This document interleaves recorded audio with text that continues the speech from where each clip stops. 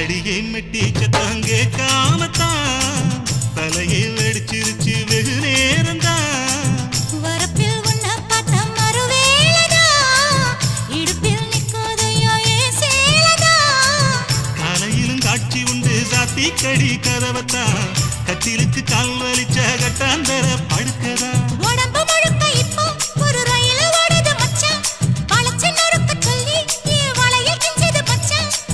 அடடா அல்வா துண்டு இடுப்பு போங்கிடுப்பு அழகா பத்தி கிச்சி நெருப்பு தூள் கிளப்பு. சலக்கு சலக்கு சரிக சேல சலக்கு சலக்கு வெலக்கு வெலக்கு வெக்கம் வந்தா